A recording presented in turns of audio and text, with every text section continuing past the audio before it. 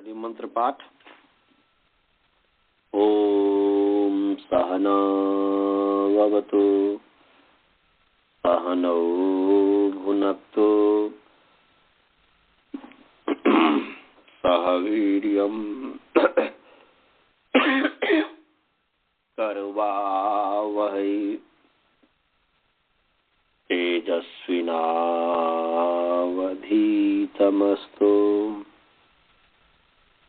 मा विद्विषावहै।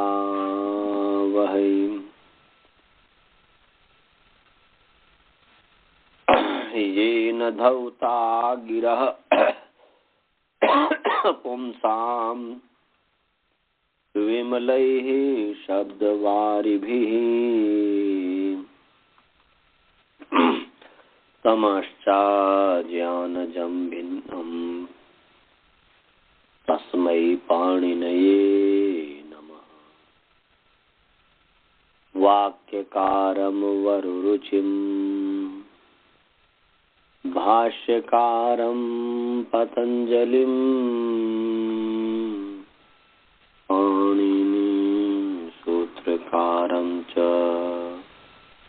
प्रणतोऽस्मि मुनित्रयम्।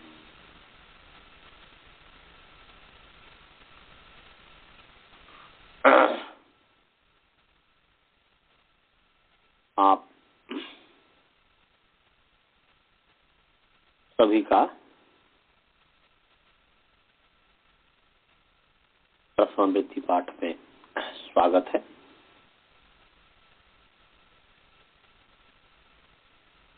भगवान की कृपा से हम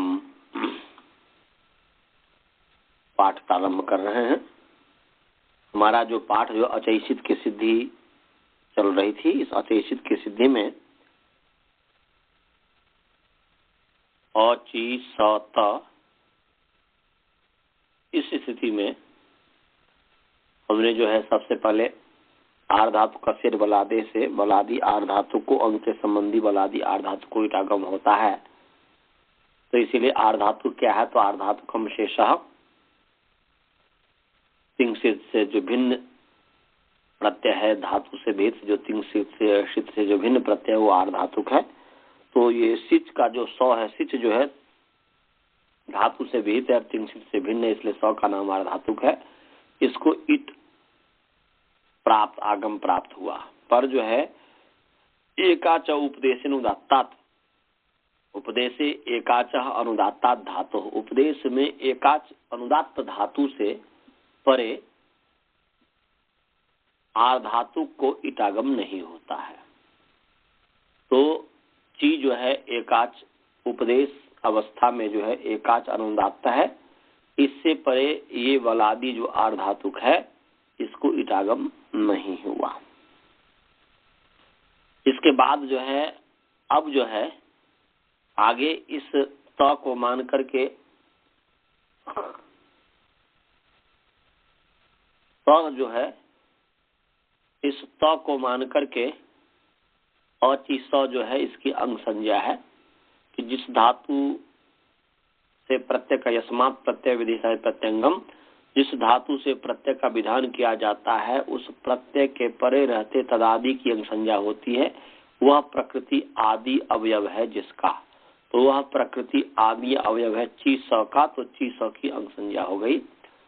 तो इस अंगस्य के अधिकार में अस्ति सिचो प्रकृति, इससे ईट आगम होता है। तो अस्ति सिचो प्रकृति का क्या अर्थ है, इस पर हम विचार कर रहे थे। निकाल लीजिए, ये जो है 7 3 96 नंबर सूत्र है।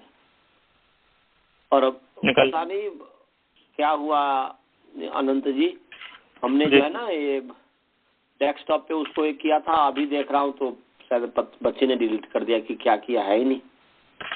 ठीक है, फिर से कर लेंगे। हो तो फिर कर लेंगे। तो निकाल लीजिए 7 3 96 नंबर सूत्र निकाल लीजिए। 7 396 96। जी आप भी निकाल लीजिए, पालबोध जी निकाल लिए।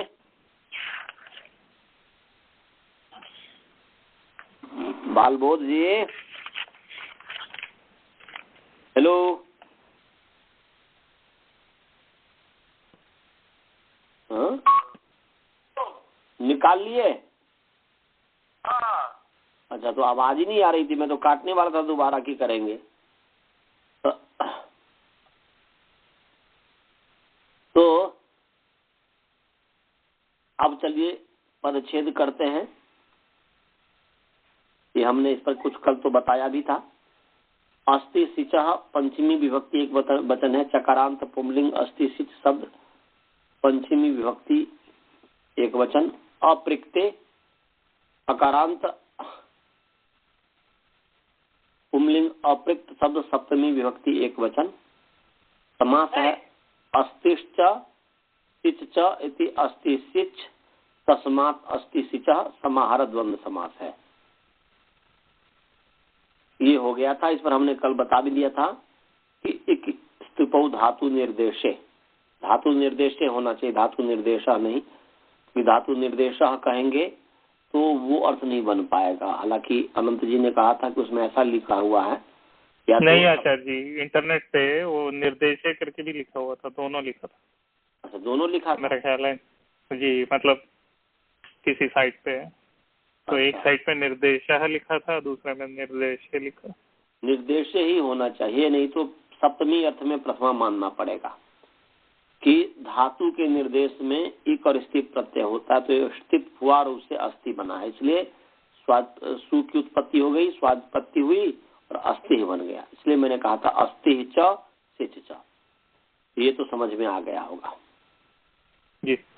अब जो है अस्थि सिचो प्रत्यय, यहाँ पर अंगस्य का अधिकार है।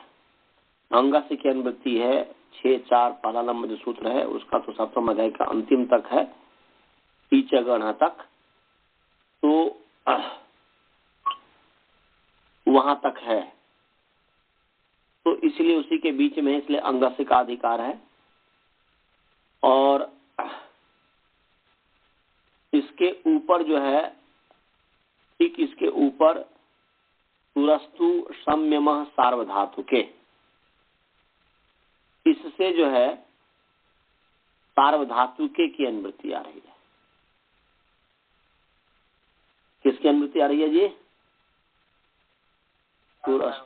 तुरस्तु सार्वधातुके, तुरस्तु संयमः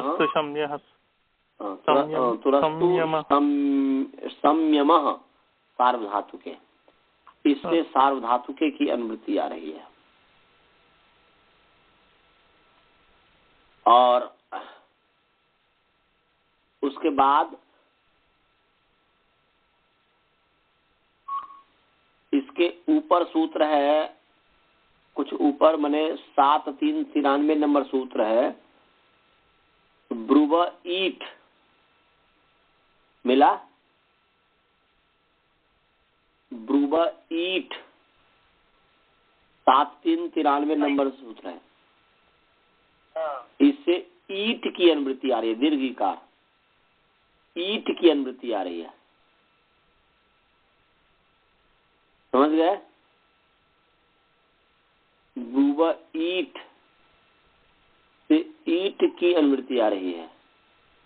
और 7389 नंबर सूत्र है, 7389, उतो वृद्धिर्लुकी, उतो वृद्धिर्लुकी हली, इससे हली की अनुवृत्ति आ रही है। क्यों आती है इस पर हमने जो है बता दिया हुआ है।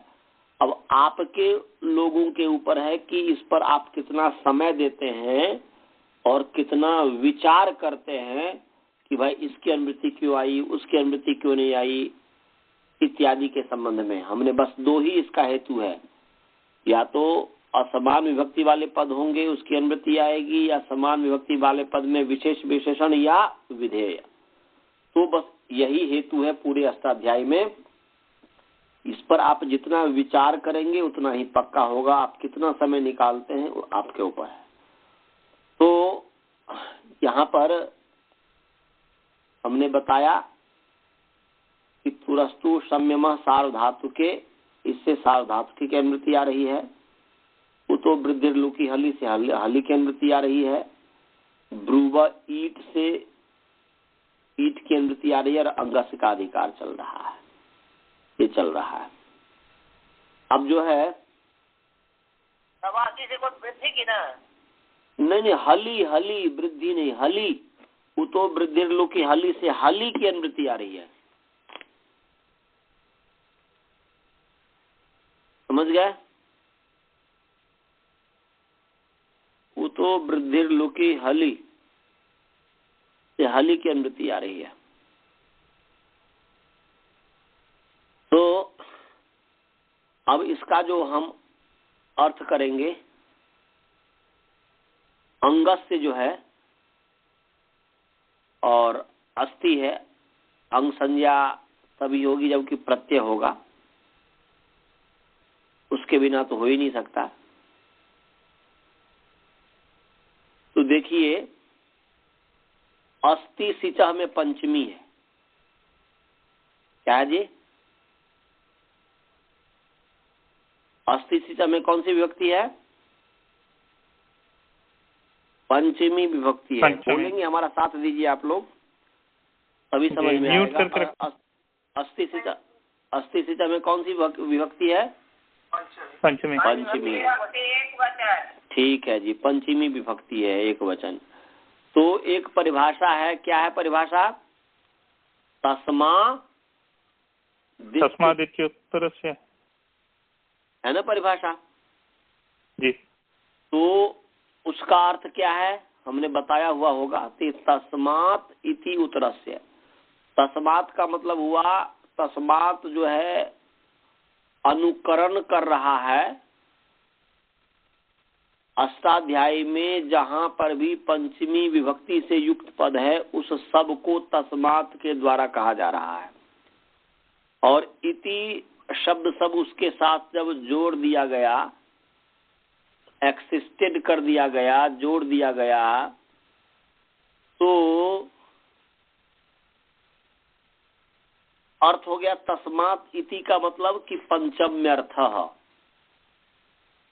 और इसका फलित अर्थ है, ये समझिए कि यत्र यत्र पंचम्यर्थ तत्र तत्र अव्यवहितस्य उत्तरस्य इति पदद्वयम् द्रष्टव्यम।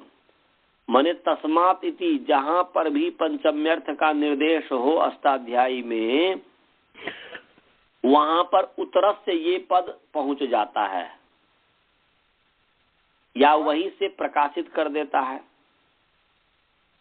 तो अव्यवहितस्य उत्तरस्य हमने बताया था कि परिभाषा के संबंध में कि प्रदीपवत होता है। जैसे प्रदीप एक स्थान पर रह करके पूरे विश्व को, पूरे घर को प्रकाशित करता है, ऐसे ही परिभाषा जो है जहां उसका स्थान है वहीं पर रहते हुए पूरे अष्टाध्यायी में जहां पर आवश्यकता होगी उसको वह उस घर को प्रकाशित कर देती है परिभाषा। तो या तो वहीं पर रहते हुए ये अपने प्रकाश से उत्तरस्य से प्रकाशित कर दिया या यहाँ पर ले आइए परिभाषा को। तो तस्मात् अजय परिभाषा लिखवा दीजिए ना, तस्मात् बोला वो अष्टाध्यायी में तस्मात् से अष्टाध्यायी में है ना, पहला पाद में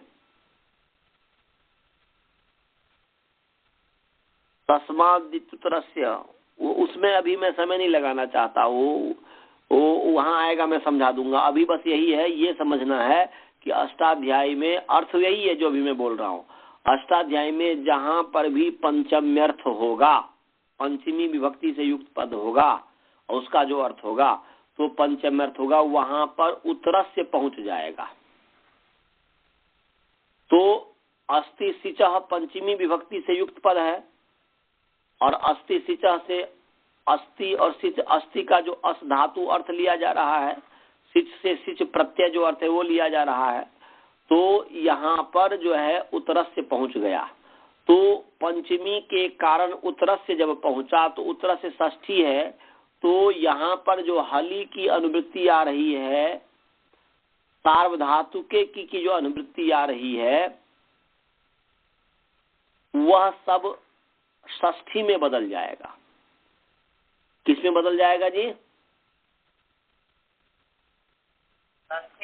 षष्ठी में बदल जाएगा। माने अप्रकृते सप्तमी है, हली सप्तमी है, सार्वधातुके सप्तमी है। तो सार्वधातुके विशेषण है, हली विशेष्य है। तो यहां पर जो है अप्रकृते सप्तमी है वो अप्रकृतस्य ऐसा बन गया। हली जो सप्तमी हो गया हलह बन गया।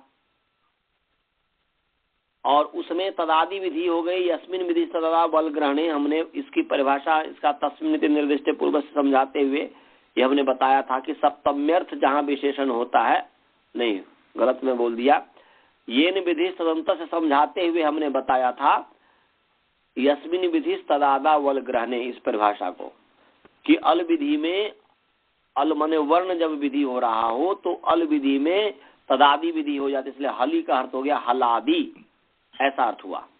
और हलादि होने से उसका षष्ठी हो जाएगा हलादे। तो अजय ये समझ में नहीं आया मुझे कि ये पंचमी विभक्ति है तो षष्ठी की विभक्ति वो सप्तमी बदल के षष्ठी क्यों हो जाएगा? उत्तरस्य के कारण। ओह ठीक है, उत्तरस्य षष्ठी है, ठीक है। उत्तरस्य षष्ठी है ना जी, उत्तर को काम होगा ना। जी जी जी। काम तो जब ही पंचमी विभक्ति है, इसका मतलब कि उत्तर को काम होगा, उत्तर में कार्य होगा। तो उत्तर में जो कार्य होगा, उत्तर के स्थान में कार्य होगा, तो उत्तर से षष्ठी है तो उसको भी षष्ठी बदलना, अर्थवसात विभक्ति विपरिणाम बदलना पड़ेगा ना जी, बदलना पड़ेगा। ठीक है, अब समझ में आ गया। हाँ, फिर बोलेंगे कि सप्तमी में क्यों पढ़ा, तो आगे काम है सप्तमी का, सप्तमी विभक्ति से, इसलिए यहाँ पर हम षष्ठी में बदल लेंगे और आगे सप्तमी इत्यादि का परे रहते पर सप्तमी इत्यादि करके काम है, इसलिए यहाँ पर सप्तमी में पढ़ा है। परंतु यहाँ पर वो सप्तमी जो है षष्ठी में बदल दिया। ठीक है, अब समझ में आ गया। हाँ, तो अर्थ हो गया कि एक भाग बन गया अप्रकृतस्य हलादेह, माने उत्तरस्य तो है ही, उत्तरस्य अप्रकृतस्य हलादेह सार्वधातुकस्य। ये सप्तमी जितने भी है वो सब षष्ठी में बदल गया उत्तरस्य के कारण। तो उत्तरस्य अप्रकृतस्य हलादेह सार्वधातुकस्य, इतना समझ में आ गया भाई जी? इतना समझ में आया, इतना भाग? मूल सूत्र पर देखिए, तो ये षष्ठी में क्यों बदल गया, तो क्या बोलेंगे? उत्तरस्य के कारण। उत्तरस्य के कारण, जो तस्मात् उत्तरस्य जो परिभाषा है, तो वो उत्तरस्य यहाँ पर आया तो उत्तरस्य के कारण। तो उत्तरस्य अप्रकृतस्य हलादे सार्वधातुकस्य। अप्रकृतस्य क्या है? अप्रकृतस्य वो भी बताएंगे, कोई घबराने की बात नहीं है। मैं तो अभी अर्थ मैंने यहाँ पर इसको कैसे अर्थ है उसको बता रहा हूँ। अप्रकृत किसे कहते हैं वो तो मैं खुद बताऊंगा। अभी तो जो है उसको समझिए कि ये ऐसा हो गया। यहाँ तो अप्रकृत है ही, अप्रकृत का मतलब क्या है वो बात की बात है। अप्रकृता से बन गया किस, कैसे, इस चीज को अभी समझना है कि उत्तरस्य के कारण। तो उत्तरस्य अप्रकृतस्य हलादे, हलादी कैसे बन गया हली, तो हलादे यस्मिन विधि तदादा वल ग्रहणे, इस परिभाषा से तदादि विधि हो गई है। इन विधि संत विधि होती है और विशेषण जहाँ होता है, सप्तम्यंत विशेषण होता है, वहां तदादि विधि हो जाती है। तो हली विशेषण है सार्वधातुके का, इसलिए तदादि विधि होगी, इसलिए हलादेह बन गया। तो उत्तरस्य अप्रकृतस्य हलादेह सार्वधातुकस्य। अब जो है ईट है, ईट दीर्घिकार, तो आद्यंतो टक तो इसमें परिभाषा जुड़ जाएगी। इसलिए यश तित कितो यशोक्तो तस्य के बाद आद्यंतावयवो स्तः, ये हमने आपको पहले पढ़ा दिया था कि टित और कित जिसको कहा है, जिसके स्थान पर कहा है, उसके स्थान पर में बैठ करके उसका वह आद्यवयव बन जाता है टित क्रम से, और कित होगा तो अंतावयव बन जाएगा। तो ईट जो है ट की संज्ञा हलंत्यम से है, तो ईट जो है टित है, इसलिए ये जिसको हो रहा है सार बने अप्रयुक्त हलादि सार्वधातुक को हो रहा है, इसलिए उसके स्थान पर न बैठ करके उसका आद्यव्य बन जाएगा। तो बन गया उत्तरस्य अप्रयुक्तस्य हलादे सार्वधातुकस्य आद्यव्यवः ईड आगमो भवति। ये हमने उत्तरस्य भाग वाले को हम पूरे समझा दिए उधर में कि उत्तर फिर सुनेंगे। उत्तरस्य अप्रयुक्तस्य हलादे सार्वधातुकस्य आद्यवयवः ईडागमो भवति। इतना समझ में आ गया जी? सभी को समझ में आ गया इतना? आ गया जी। हाँ, अब चलिए अस्ति सिचों को आप समझना है। अंगस्य को भी लेना है नहीं? हाँ, वो तो लेंगे ही, अब ले रहे हैं। पहले उसको वो मेरे मुख में आ गया इसलिए पहले उसी को समझा दिया था, क्योंकि हाँ, तो इसलिए उधर हमने समझा दिया कि उत्तरस्य अप्रयुक्तस्य हलादे सार्वधातुकस्य आद्यवयवः ईड आगमो भवति। ईड आगमो भवति दीर्घिकार। तो अब जो है अस्ति सिचो समझना है और इधर में अंग है। तो सिच तो प्रत्यय है, तो प्रत्यय होने के कारण वहां पर तो यस्मात् प्रत्यय विहितः तदादित अंतश्च ग्रहणम, प्रत्यय ग्रहणे अंत ग्रहणम। तो सिच का अर्थ हो गया सिजंत। समझ गया जी? सिच का अर्थ हो गया सिजंत। हाँ जी, सिच माने सिजंत, क्योंकि सिच प्रत्यय है।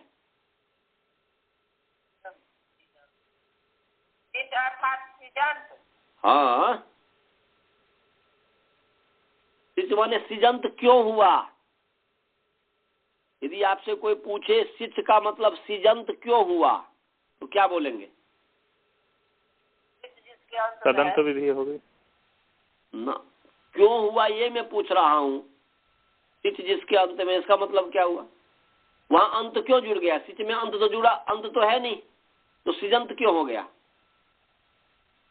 तो क्या बोलेंगे? अनंत जी ने जो कहा वो होगा, सदंत विधि हो जाएगी। ये विधि सदंत से हमने कितना बार पढ़ा दिया कि जिस विशेषण के द्वारा विधान किया जाता है, येन विशेषणेन विधिर्विधीयते तत् विशेषणम तदंत से संज्ञा स्यात्। वह विशेषण तदंत की संज्ञा करता है, अपने रूप की संज्ञा करता है। तो ये सिच जो है विशेषण तो यहाँ पर नहीं कहेंगे, और विशेषण बन भी जाएगा। सिजंत, सिजंत जो अंग हो गया, सिजंत अंग, सिजंत अंग। तो क्या हम टिप को मान करके चीसी की अंग संज्ञा की है कि नहीं की है जी? तो उससे भी कर सकते हैं, परंतु उससे करने की आवश्यकता नहीं है, क्योंकि वर्षा जो होती है तो वर्षा तो एक स्थान पर जहाँ सूखा है वहां पर भी होगी, नहीं है वहां पर भी, इसलिए प्रत्यय होने के कारण प्रत्यय ग्रहणे तदंत ग्रहणम कर दीजिए। प्रत्यय ग्रहणे तदंत ग्रहणम कर दीजिए। इसलिए सिच का अर्थ हो गया सिजंतात।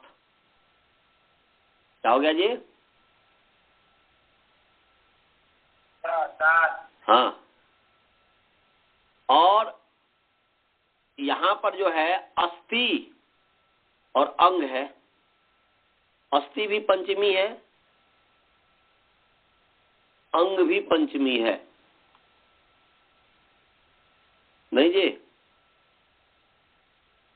अस्थि भी पंचमी है और अंग भी पंचमी है।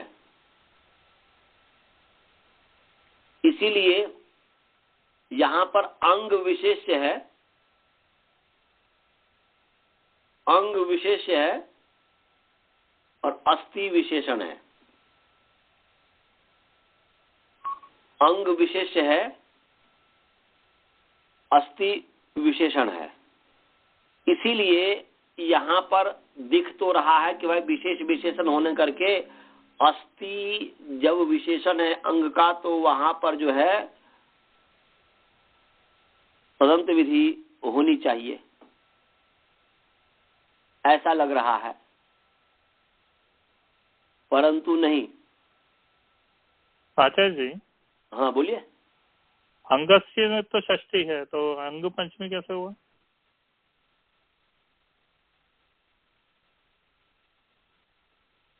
बहुत सुंदर, बहुत अच्छा इन्होंने क्वेश्चन पूछा। हालांकि इसका उत्तर मैंने नहीं दिया था, ध्यान इन्होंने दिला दिया, परंतु इसका उत्तर क्या होगा कौन बता सकता है? बहुत सरल अर्थ है, बहुत सरल है। वही होगा कि विभक्ति वो बदल जाती है।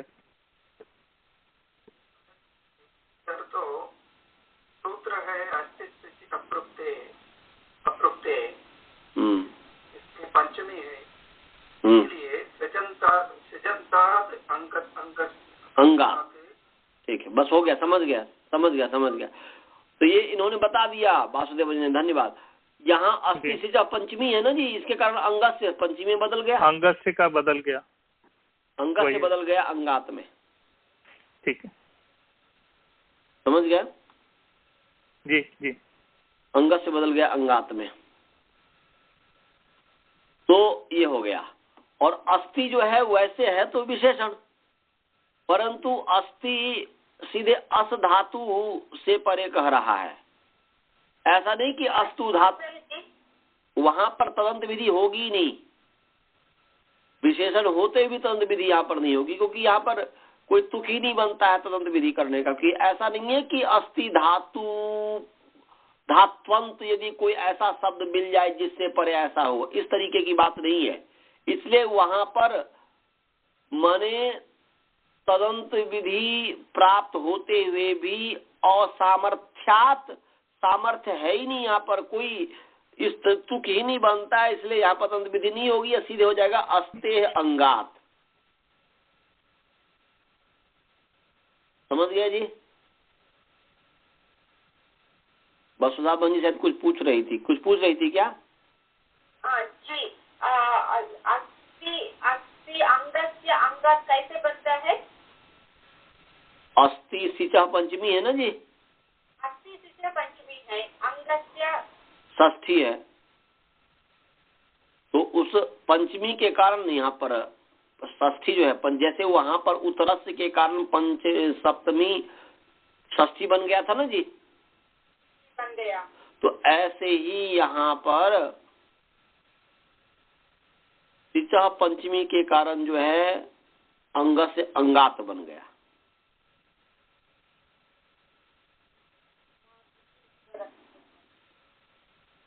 समझ गया जी। मने वो तस्मा द्वितीय तो पंचमी के कारण उत्तरा से आया, उस उत्तरा से के कारण सप्तमी षष्ठी में बदल गया, और यहाँ पर अस्थि सिचा में पंचमी है, तो अंगस से जो षष्ठी है वो पंचमी में परिणत हो गया। नहीं समझे? नहीं समझ लिया जी। अच्छा, नहीं समझे, फिर समझा देंगे, कोई बात नहीं, कोई घबराने की बात नहीं है। जितना बार में नहीं समझ में आएंगे, कोई भी जिसको ना समझ में आए तो पूछिएगा कि भाई नहीं समझ में आया, हम बार बार आपको समझाएंगे। आप देखिए अस्थि सिचा में पंचमी है कि नहीं? पंचमी है, और पंचमी के होने के कारण तस्मात् जित उत्तरा से परिभाषा से यहाँ पर उत्तरा से आ गया, तो उत्तरा से जो षष्ठी है उसके कारण यहाँ पर अप्रिक्ते हली सार धातु के ये सब षष्ठी में बदल गया, ये समझ में आ गया? समझ में आ गया, अंगस से भी अंगात सेम ही है। जैसे वहां पर उत्तरस्य के कारण उत्तरस्य षष्ठी है, इसीलिए वहां पर अप्रिक्ते उसको भी षष्ठी में बदल दीजिए, सार्वधातुक को भी षष्ठी में बदल दीजिए। तो सेम ऐसे ही अस्थि सिचा पंचमी है, इसलिए अंगस से जो षष्ठी है उसको पंचमी में बदल दीजिए। समझ गए? हाँ, तो अर्थ हो गया अस्ते अंगात सिजंतात च, अलग अलग करेंगे तो, और एक साथ करेंगे तो अस्थि सिजंता दंगात, अंग का अस्थि के साथ भी हो जाएगा, सिच के साथ भी हो जाएगा। ध्यान ये रखना कि सिच में तंत्र विधि जो हुई है अंग के कारण नहीं हुई है, यहाँ पर प्रत्यय ग्रहण प्रत्यय के कारण हुई है तंत्र विधि। इसलिए अस्थि सिजंतात अंगात उत्तरस्य अप्रिक्तस्य हलादेः सार्वधातुकस्य आद्यवयवः ईडागमो भवति, ये अर्थ हो गया। और अस्थि सिज को अलग अलग करेंगे तो अस्ते अंगात सिजंतात अंगात च या सिजंतात च, तो अंगात जो है बीच में कर दिया मैं, अस्ते अंगात सिजंतात च, तो इसका मतलब है कि देहली दीपक न्याय से अंगात का सम्मत जो है सिच के साथ भी है, सिजंत के साथ भी है और अस्थि के साथ भी है। देहली दीपक न्याय आप लोग समझते हैं ना? समझते हैं। हाँ, तो दोनों तरफ जाती और दोनों तरफ चला जाएगा। अंगात जो है सिजंतात के भी जो साथ जुड़ गया और अस्ते के साथ जुड़ गया। ये बोलने की एक तरीका है, एक बस आप या तो दोनों के साथ अस्ते अंगात सिजंतात अंगात च ऐसा कर दीजिए, या अस्ते सिजंतात अंगात च अस्ते सिजंतात अंगात कर दीजिए, च करने की आवश्यकता नहीं है, समास में कर दिया अस्थि सिजंतात अंगात, अस्थि सिजंतात अंगात, और अस्थि का दोनों अंगात का दोनों के साथ संबंध हो गया। और नहीं तो अलग अलग करेंगे तो अस्ते अंगात सिजंतात च उत्तरस्य अपृक्तस्य हलादे सार्धातुकस्य आद्यवयवः ईडागमो भवति, ये इसका अर्थ हो गया। समझ में आया जी अर्थ? जी।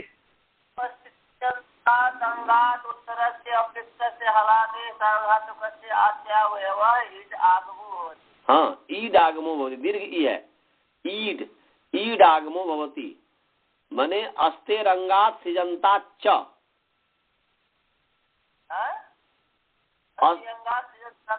अस्ति अस्ति अस्ति अस्ते अंगात सिजंतात च, अस्ते अस्थि का षष्ठी क्या बनेगा, पंचमी क्या बनेगा, अस्तेह बनेगा ना जी। अस्थि यहाँ पर स्थिप प्रत्यांत है ना जी, तो अस्तेह अंगात सिजंतात च, और अंगात का संबंध दोनों के साथ जोड़ दीजिएगा देहली दीपक न्याय न, नहीं तो अलग अलग भी जोड़ दीजिए, अस्तेह अंगात सिजंतात अंगात च उत्तरस्य अपृक्तस्य हलादे सार्धातुकस्य आद्यवयवः ईडागमो भवति। समझ में आ गया?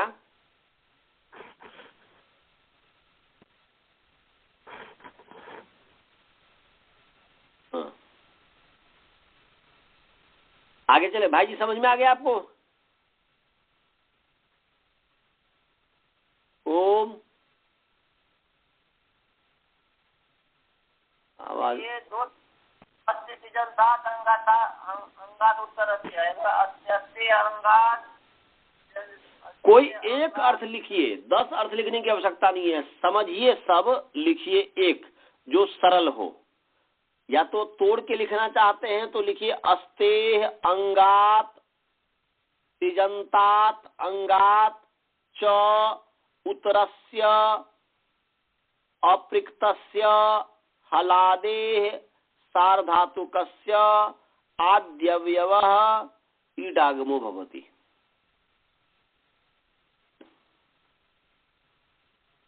लिख लिया कि अस धातु माने अस जो अंग है, अस धातु जो अंग है या सिजंत जो अंग है, उससे उत्तर अपृक्त हलादि सार धातु के आद्यवयव ईट होता है। आद्यवयव ईडा माने ईड भवति, ईट भवति। आगम कहने की आवश्यकता नहीं, आद्यवयव कहेंगे तो आगम अपने आप हो गया, ईट भवति। अब आइए, अब अपने प्रसंग में आते हैं, घटाते हैं। यहाँ पर देखिए अची स त, तो त को मान करके ची स की अंग संज्ञा है। किसकी अंग संज्ञा है जी? ची स की अंग संज्ञा है। कैसे अंग संज्ञा है? तो यस्मात् प्रत्यय विधि सदादि प्रत्यंगम, जिस धातु या प्रातिपदिक से प्रत्यय का विधान किया जाता है। यहाँ ची धातु से तिप जो प्रत्यय है, लुंग लुंग प्रत्यय का विधान किया गया था। उस प्रत्यय के परे रहते तदादि, उस प्रकृति जो ची है उसका आदि अवयव ई, वह प्रकृति का आदि अवयव है जिसका। तो ये जिसका वह आदि अवयव है पूरे का। यहाँ पर ये लेना है वह ची स पूरे समुदाय का आदि अवयव है। ई है ना जी। उस त के परे रहते वह उस प्रकृति का आदि अवयव आदि में है, जिसके आदि अवयव है जिस समुदाय के। तो ची स इस पूरे समुदाय के ई आदि अवयव है कि नहीं जी? इसलिए अच्छा जी। हाँ जी, हाँ बोलिए। ची स इस पूरे समुदाय का आदि अवयव तो च होगा ना? नहीं, यहाँ पर ये है, आप जो कह रहे हैं मैं समझ गया आपकी बात। यहाँ पर तिंग के परे रहते ची जो समुदाय, ची का जो ई है वह किसका आदि, किस माने किसके आदि में है, किस पूरे ग्रुप के आदि में है, समुदाय के आदि में है, किस समुदाय का आदि अवयव है? क्योंकि यदि ची का आदि अवयव मानेंगे जी, तो ची के बाद में भी माने आदि अवयव और अंतावयव किसको कहते पता है? जिसके पूर्व में कुछ न हो, पर में हो जी, उसको कहते हैं आदि। जिसके पर में हो, पूर्व में कुछ नहीं हो, जिसके पूर्व में हो, पर में कुछ नहीं हो, उसको कहते हैं अंत। इसके आधार पर जो है, तो यहाँ पर ची देखा जाए तो ची का ई, तो ची का आदि अवयव ई तो है ही, परंतु ची स इस पूरे समुदाय का आदि अवयव नहीं है ई। हाँ जी। लेकिन वो मुझे ये समझ नहीं आ रहा, लिखेंगे कैसे? चा में हलंत ई और सा, तो ई किसका आदि अवयव होगा? ई तो ची का कभी आदि अवयव हो ही नहीं सकता ना। तो फिर मैं गलत बोल दिया, तब च होगा आदि अवयव। तो आदि अवयव तो च होगा। हो, हाँ, तो मैं गलत बोल दिया, सॉरी। तो ये, हाँ, ये आपने सुधार कर दिया, अच्छा ही किया, मैं ई को ध्यान में रखा। तो ये जो है आदि अवयव च है, तो मैं गलत बोल दिया ये। तो ये जो ची स का आदि अवयव च है कि नहीं है? हाँ, तो ये इस रूप में माने च आदि अवयव है, जिसका च आदि अवयव है पूरे ची स का। जी, आपने सुधार दिया, बहुत बहुत धन्यवाद। तो वो जो है कि ची स का माने च जो है आदि अवयव है इस ची स का, तो ये ची स अंग है। और इसमें ये लगे तो बस एक ही समास कीजिए कि तत् प्रकृति रूपम आदि रियस्य, वह प्रकृति जो ची है आदि अवयव है जिसका, तो वह प्रकृति ची आदि अवयव है ची स का। तो ची स पूरे समुदाय की अंग संज्ञा है। एक ही समास से काम चल जाएगा। वहां पर एक ही था भाग में, इसलिए मुझे दो समास करके आपको समझाना पड़ा था। तो नहीं तो फिर वहां पर कहते कि भाई भज जो है ये कैसे, ये तो एक ही है, तो आदि किसका हो गया? तब फिर वहां पर आद्यंत वदेका फिर मुझे समझाना पड़ता। और यहाँ पर जो है वहां पर हम उस रूप में समझा दिए, तस्य आदि तदादि है, तदादि आदि है, सोपी तदादि। और यहाँ पर एक ही समास से काम चल जाएगा तदादि में, सह आदि यस्य माने तत् प्रकृति रूपम आदि यस्य, वह प्रकृति आदि अवयव है जिसका। तो ची जो प्रकृति है तिंग प्रत्यय के परे रहते ची जो प्रकृति है वह प्रकृति आदि अवयव है जिसका। तो इस किसका आदि अवयव है ये प्रकृति? ची प्रकृति ची स समुदाय का आदि अवयव है, इसलिए ची स समुदाय की अंग संज्ञा है। समझ गए जी। और इस फिर जो है अंगस्य के अधिकार में जो है अस्तित्व प्रत्यय लिखा हुआ, तो यहाँ पर बताइए ची स ये सिजंत अंग है कि नहीं? अ तो उसी का भाग है, अट भाग है, इसलिए अची स।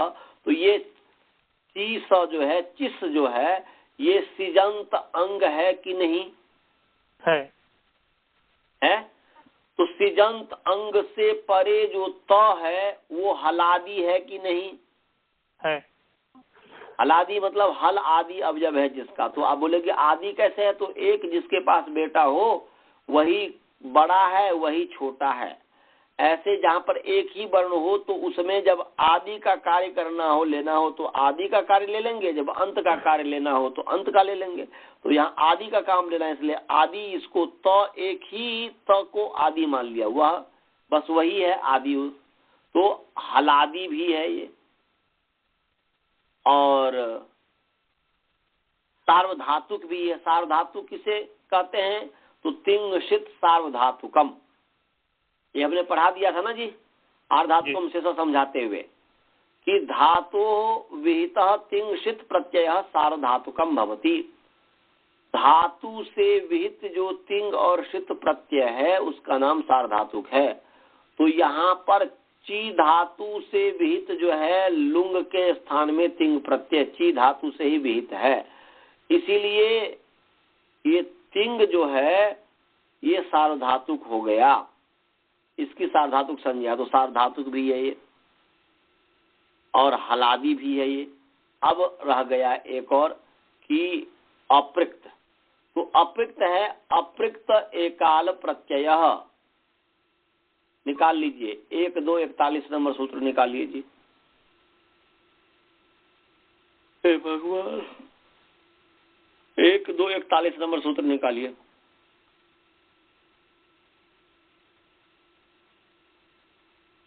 एक 2 41 नंबर सूत्र निकालिए। आचार्य जी निकाल लिया सर। 41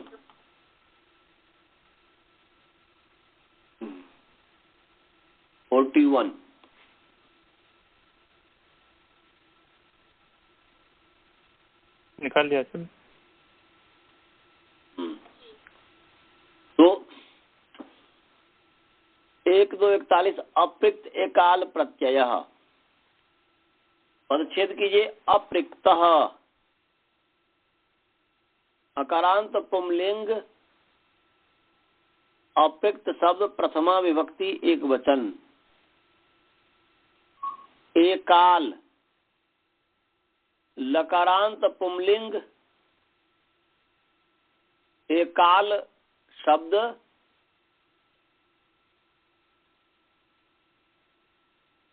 प्रथमा विभक्ति एक वचन। और प्रत्यय अकारांत पुंलिंग प्रत्यय शब्द प्रथमा विभक्ति एक वचन। तो ये पदच्छेद हो गया। अप्रिक्त अकारांत पुंलिंग अप्रिक्त प्रथमा विभक्ति एक वचन। एकाल लकारांत पुंलिंग एकाल शब्द प्रथमा विभक्ति एक वचन। और प्रत्यय अकारांत पुंलिंग प्रत्यय शब्द प्रथमा विभक्ति एक वचन। तो यहाँ पर जो है एकाल में समास है, कर्मधारय समास है। एकः चासौ अलच एकः च सह अलच इति एकाल। ऐसा एकः च सह अलच या एकः चासौ अलच, असौ भी कह सकते हैं, सह भी कह सकते हैं, कुछ भी कह सकते हैं। एकः च सह अलच अथवा एकः चासौ अलच इति एकाल। एक और वह अल माने वर्ण। एकः च असौ अलच कहिए, चासो में सीधी अ मिलके आ हो गया, चासो हो गया। एकः च असौ अलच या एकः चासौ अलच कहिए, या एकः च सह अलच सह तौते एकः च सह अलच इति एकाल। दोनों तरीके से आप कर सकते हैं।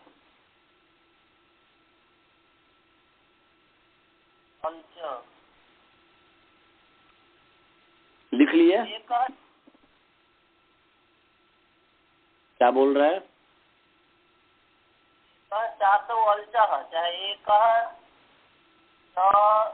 सह अलच, एकः चासौ अलच कहिए या एकः सह च अलच। सह माने सह तौते वाला, सह माने हुआ। तो एकः चासौ अलच इति एकाल माने एक और वह अल माने एक वर्ण। कहते हैं एक वर्ण का नाम है एकाल। एकाल किसका नाम है जी? एक वर्ण का नाम है। तो एकाल प्रत्यय अप्रिक्तम भवति, बोले अप्रिक्त संज्ञका भवति।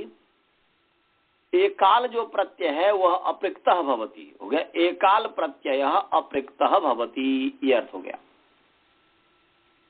एकाल प्रत्यय अप्रिक्तः भवति। एकाल विशेषण है, प्रत्यय विशेष है, परंतु यहाँ तद विधि का कोई तुक ही नहीं बनेगा, इसलिए तद विधि नहीं होगी।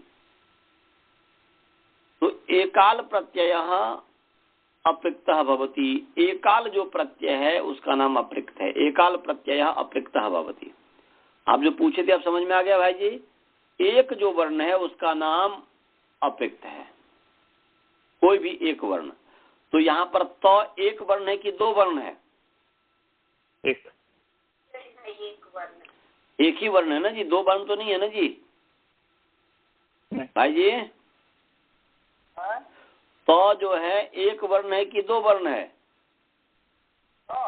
तो अची स तो जो तो इसलिए एकाल प्रत्यय हो गया और इसका नाम हो गया अप्रिक्त।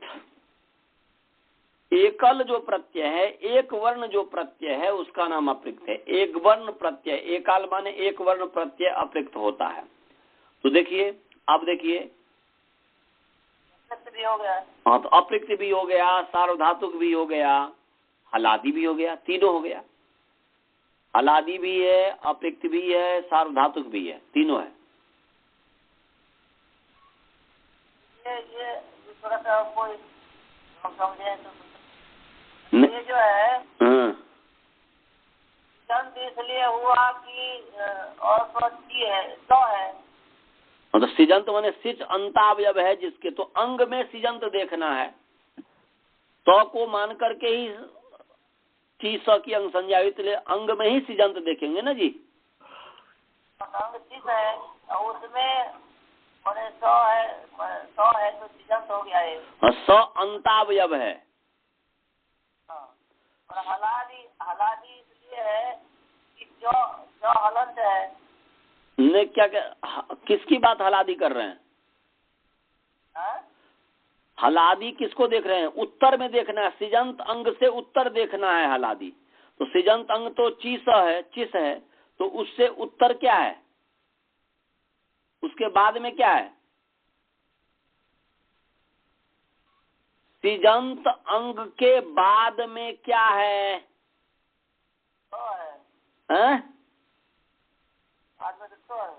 तो बोला तो ना, तो नो बोला तो ना। हाँ, हमें सौ सुनाई दे रहा था। तो वो जो तो है वह उसमें देखना है हलादी। ओ भी नहीं, उसी को देखना है, उसी में ओ भी नहीं, वही हलादी है। सिच में नहीं देखना है हलादी। वो तो अस्थि से प्रत्यय अर्थ देखिए ना, वो कह रहा है कि अस्थि अंग और सिजंत अंग, तो सिजंत अंग से उत्तर देखना है ना हलादी। लगा हुआ है इसलिए और तो तिंग है ना, इसलिए तिंग शित का नाम सार्वधातुक है। तिंग शित सार्वधातुकम माने तो जो है सिजंत अंग से उत्तर जो तो है वह सार्वधातुक भी है, वह हलादी भी है, वह अप्रिक्त भी है, तीनों है इसमें गुण। और जो प्रत्यय लगा हुआ है ना उसमें सब कुछ वही सब है। ती प्रत्यय लगा, ती प्रत्यय लगा हुआ थोड़े है, ती प्रत्यय है। ती प्रत्यय तो सिजंत अंग से उत्तर जो तिंग प्रत्यय है वह, उसी में तीनों चीज देखना है कि वह है कि नहीं है। ईट आगम करने के लिए तीन शर्त होना चाहिए, हलादी भी होना चाहिए, सार्वधातुक भी होना चाहिए और अप्रिक्त भी होना चाहिए। तीनों इसमें घट रहा है कि नहीं? तो इसलिए सिजंत अंग से उत्तर अप्रिक्त हलादी सार्वधातुक के आदि अवयव ईट हो जाता है, तो से पहले ईट हो जाएगा, तो बन जाएगा अची स ईट त।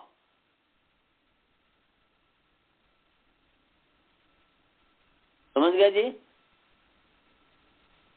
अ ची स हलंत ईट स हलंत, ये स्थिति हो गई। और उसमें से ट की संज्ञा हलंत्यम से हो गई, त से लोप तो बन गया इत, सॉरी ईत। क्या बन गया? दीर्घिकार ईत। तो पहले था और तो से पहले ई हो गया ना, आद्यव्य बन गया ना ई का, तो का आद्यव्य मैंने ईट आगम कहाँ होगा? तो आद्यंतो टकतो, तो टित है ना ईट, तो उसका आदि अवयव सार धातु का आदि अवयव हो गया ना जी, तो से पहले ईट हो जाएगा। तो च अ ची स ईट त हुआ कि नहीं? और ट की संज्ञा होगी हलंत्यम से, स से लोप हो गया, लोप के आदर्शनम लोप, तो बन गया अ ची स ईत। समझ गया जी? अ ची स ईत, तो में ई जोड़ देंगे तो शीत, अ ची शीत। क्या बन गया? अ ची शीत बना कि नहीं जी? हेलो जी बन गया जी। आची हाँ, सौ में ई मिला दीजिए, अचीनम पड़े जम, तो अची शीत ये बन गया। भाई जी समझ में आया?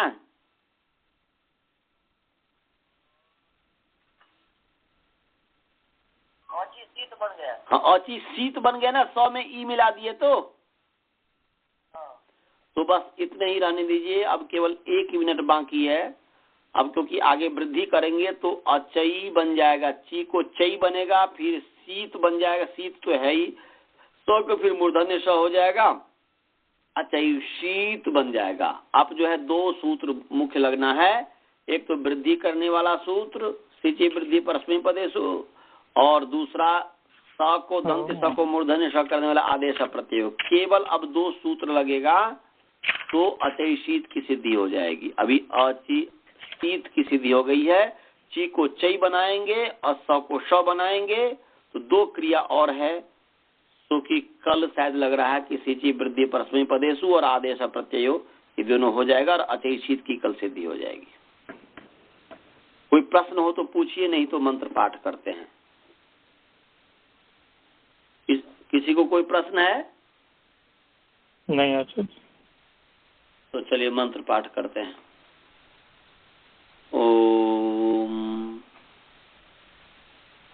पूर्णमदः पूर्णमिदं पूर्णात् पूर्णमुदच्यते पूर्णस्य पूर्णमादाय पूर्णमेवावशिष्यते। ओम शांति शांति शांति। और सभी से निवेदन है कि ये जो है, हालांकि आप सुने भी होंगे या बाद में जुड़े हैं तो बोल दे रहा हूँ, मन ऐसे बना करके रखना है सभी को, चाहे गुरुकुल वाले हों, चाहे स्काइप वाले हों या कॉन्फ्रेंस कॉल वाले हों, कि अभी प्रथमा वृत्ति, वैसे प्रथमा वृत्ति हर दिन जो है केवल 1 दिन छुट्टी होता हो और 6 दिन पढ़ाई होता हो और 2 घंटे वैसे पढ़ाई होता है, तो उसमें ये होता है। तो परंतु जैसे भी ये चल रहा है इस तरीके से यदि होगा तो हमारा टारगेट है कि 1.5 से 2 साल के अंदर में प्रथमा वृत्ति हो जाए। तो 1.5 से 2 साल के अंदर में प्रथमा वृत्ति तभी होगा जबकि छुट्टी ज्यादा नहीं लेंगे। छुट्टी यदि ज्यादा लेंगे तो उससे जो है फिर वो जो होना चाहिए नहीं हो पाएगा, 1.5 साल में प्रथमा वृत्ति भी नहीं हो पाएगा। फिर जो है अधिक से अधिक जो 5 साल तक में महाभाष्य का पूरा विद्वान व्यक्ति बन जाता है, कि 5 साल का टारगेट है महाभाष्य का विद्वान बनने का, तो वैसे बुद्धिमान के लिए 3 साढ़े 3 साल में बन जाता है। परंतु यदि उसके लिए उसी में जो लगा हुआ रहता है, नहीं तो जिस गति से हम पढ़ा रहे हैं तो धीरे धीरे धीरे जो है ये 5 साल के अंदर में पूरा महाभाष्य तक का विद्वान बन जाता है व्यक्ति। तो इसलिए सभी से मैं निवेदन यही करूंगा कि छुट्टी ज्यादा नहीं लेना है। यदि कोई विशेष बात हो गई, विशेष चीज हो गया, तो या मैं यहाँ पर हूँ, मैं भी कहीं पर भी चला जाता हूँ, कहीं का मतलब कोई भी, मैं यही कोशिश करता हूँ, मैं ऐसा समय दिया हुआ हूँ कि इसमें मेरे ऊपर कोई आपत्ति उठाए ही नहीं, क्योंकि आप लोगों को मैं जो समय दे रहा हूँ, आप क्या आप सोच रही है मुझे नहीं पता आप लोग क्या सोचते हैं, परंतु मैं जो समय दे रहा हूँ ये मेरा सोने का समय है और इस सोने के समय में से मैं काट करके दे रहा हूँ। तो ये मेरा अपना जो उपकार है, मेरी जो अपनी भावना है, वो अपनी भावना ये करके और मैं आपको पढ़ाता हूँ। अब आप लोग का कर्तव्य है कि आप क्या करते हैं क्या नहीं करते हैं, परंतु यह है कि यही मन में विचार रखिएगा कि कम से कम हम छुट्टी लें, और हम भी यही कोशिश करेंगे कि कम से कम जो है हम भी जो है मतलब ये हो, नहीं तो कहीं विशेष यदि ये हो जाता है। मैं वैसे शनिवार रविवार इसलिए पढ़ाना बंद कर दिया हूँ, नहीं पढ़ाता हूँ, क्योंकि कहीं पर भी यदि जाना होता है, जैसे शनिवार को ही कहीं पर मुझे पार्टी में जाना है, ये होता है या पूजा इत्यादि होता है, तो एक्सेप्शन में वीकडे में होता है, नहीं तो जो है वैसे वीकेंड में ही होता है जब भी होता है। तो इसीलिए जो है कि हम भी कोशिश यही करेंगे कि छुट्टी कम से कम हो, आप लोग भी यही ध्यान रखिएगा। तो चलिए मंत्र पाठ करते हैं। ओम पूर्णमदः पूर्णमिदं पूर्णात् पूर्णमुदच्यते पूर्णस्य पूर्णमादाय पूर्णमेवावशिष्यते। ओम शांति शांति शांति। सभी को सादर नमस्ते। नमस्ते सर जी।